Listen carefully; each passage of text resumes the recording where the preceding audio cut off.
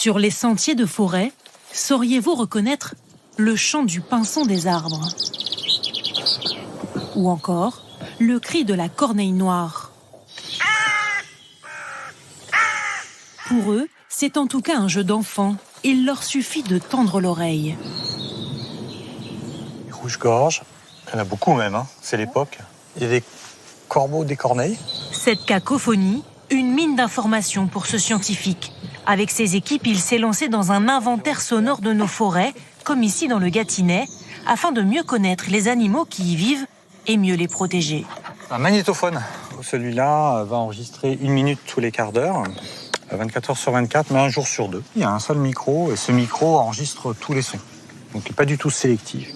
Il espionne ainsi la forêt sans perturber la vie de cet endroit sauvage. En 6 mois, ces boîtiers ont déjà collecté des milliers d'heures d'enregistrement. Là, c'est le sanglier et la pluie. On entend la pluie.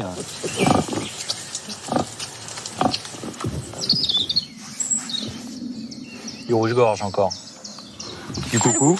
Ouais.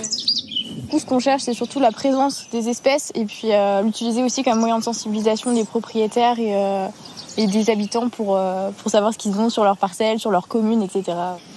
Dans d'autres forêts, ces micros sont parvenus à enregistrer des espèces pourtant difficiles à observer, comme la chouette de Tegmalm ou encore le grand tétras,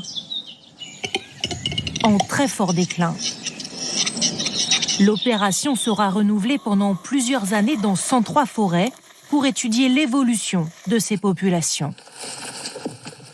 Est-ce qu'ils vont être plus ou moins nombreux? Est-ce qu'ils vont se décaler en fonction notamment des grands changements globaux, notamment du changement climatique? Mais ce n'est pas là la seule information révélée par ces enregistrements.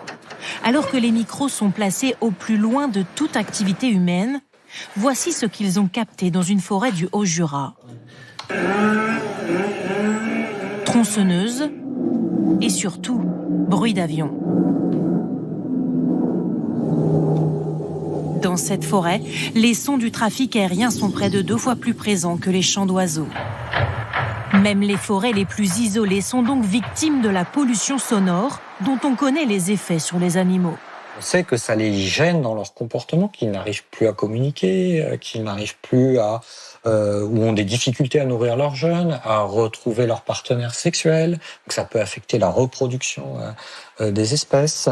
C'est l'autre objectif de ce chercheur, comprendre dans quelle proportion nos forêts sont victimes de cette pollution invisible. Aujourd'hui, début de solution, certains parcs créent des zones de quiétude pour limiter la présence humaine et laisser par endroits un peu de répit à la faune.